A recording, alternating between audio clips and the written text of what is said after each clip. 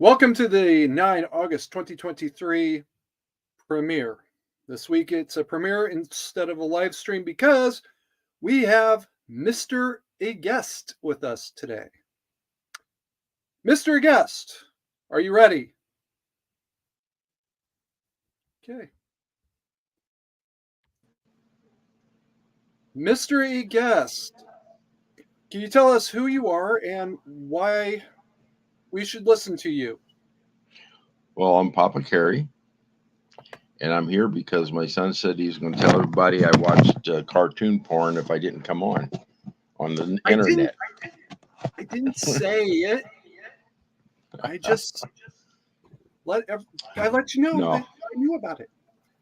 Mandatory Carry had asked me to talk about a little bit of my experience with the Vietnam War in my Navy career.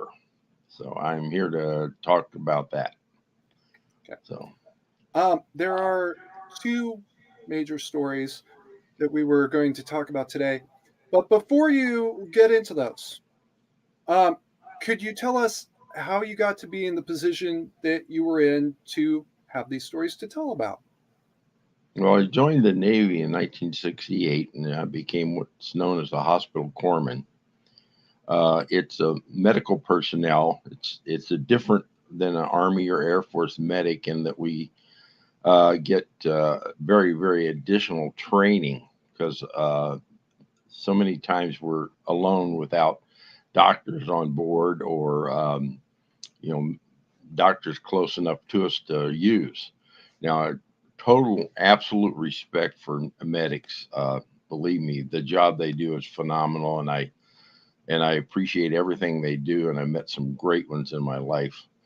Um, However, the Marine Corps does not have any sort of medical personnel. So all their corpsmen, all their doctors, even their chaplains are all Navy personnel that are assigned to the Marines as a regular assignment.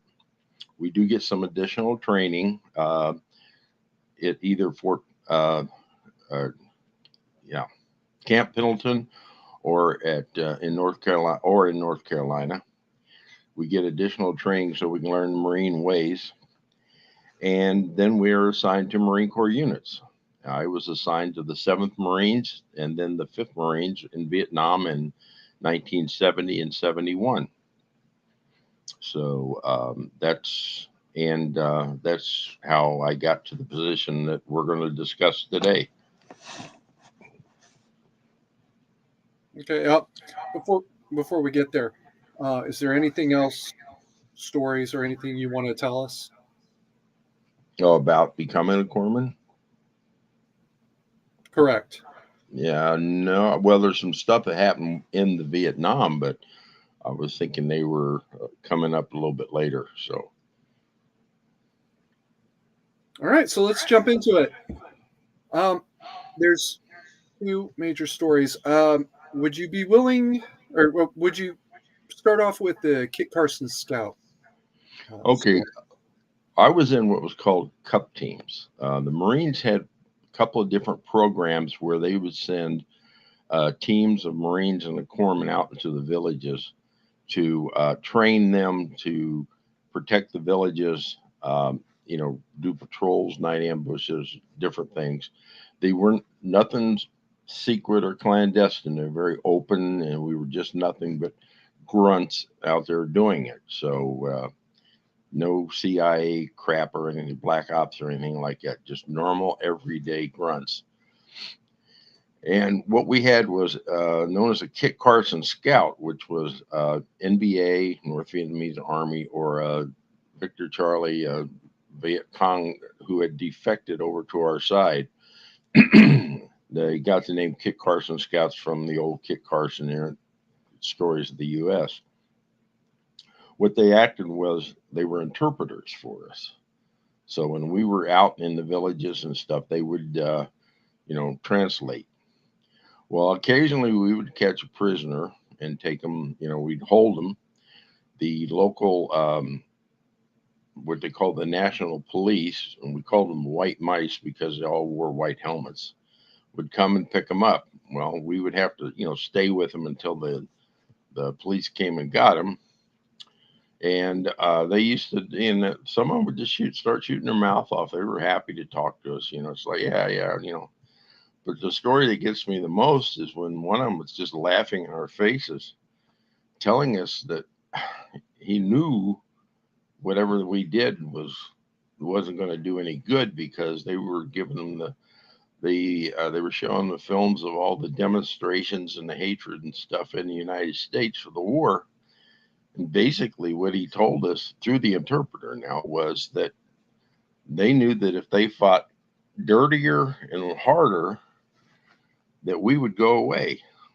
So pretty much all the demonstrations, what they did instead of ending the wars, they prolonged it, made it dirtier, made it more evil, and got more Americans and I don't know how many innocent Vietnamese injured and killed and suffering because of what they were just continuing to do. So as far as demonstrators, the peace demonstrators, is no. The story you get about them is just not true. They didn't shorten anything. They didn't calm anybody down. All they did was cause more hate and destruction than you could ever imagine. So uh, that's what we got. And yes, it was through the interpreter, so I didn't get it directly. There was a Marine there that understood Vietnamese, and he backed up what the guy was saying. But that was my experience with it. And then these same wonderful, lovely people who were trying to, you know, help the world when we came home back to what we called the world, the U.S., all they showed us was hate and contempt. When I was going from the airfield to another location where we could meet our families and stuff, when I got home, they're outside screaming, throwing um, banners and signs at us and throwing red paint on the bus, screaming at us, calling us baby killers and murderers. Now, yes, I saw some of that stuff they were talking about over there. It happened, and I'm not going to say it never did. But what they failed to tell you about is the number of times I saw my Marines risk their lives. I mean, literally, to save children and adults. I've seen guys sprint across open areas with machine guns firing at them, grabbing a kid that was caught out in the open, and then rushing back into cover. I saw one Marine throw himself over some old mama son that was wounded until the firing stopped, and he drug her over to me so I could patch her up. See, they don't want to talk about that side of the war because that goes against what they wanted you to know. But I saw many, many Marines do that, and it's like we don't want to talk about that part of it because it goes against our agenda. So angry, yeah. Pissed off, yeah. I am. 50 some odd years later, I'm just getting madder instead of better at it. And so anybody that tells me they demonstrated against the war, I'm okay with that. I'm not necessarily angry at it, but when they want to just start dumping on me how much good they did and how wonderful they were about doing it, no, it's a lie. It's not true at all. And that's the two basics that I wanted to talk about. Um, those are the two most important things. So back to you, Mandatory Carry. Okay. Okay. Unless you had some questions or something you wanted to ask me. I got a question for you. Yeah. The way I've always understood the story growing up is that the Viet Cong that you captured, the Mm-hmm. one laughing at you, uh, he was always told by his people that if they just keep fighting longer and longer, eventually something was going to change. Does this ring a bell at all? Well, basically, what he was telling us, if they fight dirtier and harder and longer, that we would just go away and they'd still get what they wanted. And it proved true. So The people here got tired of it, but they got tired of it because of what they were hearing. There's nothing good about any war. It was evil, it was dirty, and it was awful. But to make it worse by out of one side of your mouth, you say, "Oh, I'm doing such wonderful good that I'm stopping it," by making it worse and more evil. Uh, no, I can't go along with that. so all they had to do was just keep fighting, and So eventually we just keep quit. fighting dirtier and harder, longer, and we would eventually go away because our people didn't have the stomach for it. Not that one.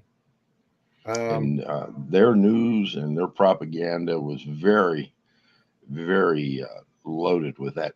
The videos of the demonstrations, the newspaper articles, the songs, all that stuff. They just overloaded those guys with that stuff just to encourage them to keep going. I'm gonna come on back up on screen now. So just keep fighting. That was all it took. Pretty much, just keep Okay, fighting and make it dirtier. and make it dirtier. That Yeah. helps. Um, the other story, and I'm not going to ask you to go too deep into this, but is there any other examples? So you gave the example of the bus. Are there any other examples maybe you could throw at us? Well, I'll only talk about the ones that I experienced. I won't. I've heard many stories from reliable, trusted people.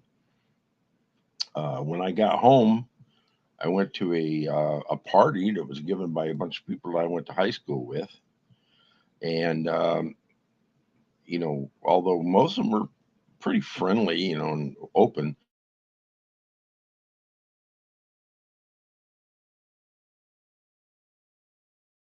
or close to me, he would kind of openly say words like "baby killer" or Uh, "me yeah, lie" or stuff. yeah, you're going to have to stop for a second. Okay. I muted your mic because I'm not sure if you want to tell this story or not. Hmm. Are you sure you want to tell this story? About what I'm talking about right now? The party, yeah. Yeah, yeah, yeah. I'm good. Okay, Tell you're me where to pick up. Okay. Anyway, uh, from the start. From the hmm? start. From the Oh, start. okay. I was at a party given by a bunch of the kids that I went to high school with, and although most of them were pretty friendly and open to me, there were a few of them there that were very hostile. One guy in particular kept saying every time he'd get close to me, he would kind of loudly say words like "baby killer" or "me lie," which was a horrible incident over there, or just different things like that. And he would say it loud when he got close to me. So I kind of busted and I grabbed him. I know I shouldn't have done it, but I still did it, and I just was really having a bad time about it. What stopped me was the young lady that I had gone there with was just standing there staring at me, just shocked, and that stopped me. So I thought, this is it. I'm done, and I left. And that's kind of the way we got treated the entire time. I've had even veterans tell me that never happened. That no one was treated that way, and I'm thinking, no, I know what I saw. I know what I heard, and yes, we were treated that way. So that was how much we got appreciated coming home. So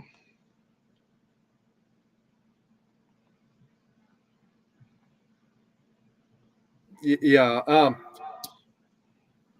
I recall mom telling a story about somebody that she knew who went to Vietnam before she met you. When they saw the bus, there were bullet holes in it. Do I they were what? misremember this? bullet holes in the Okay. bus.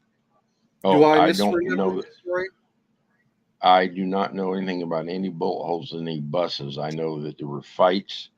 There were people threw things at different veterans. I know that veterans were told not to, when they went looking for a job, don't put down that you were in Vietnam, because there too many of them were just they. The moment they saw that, the jobs turned them down.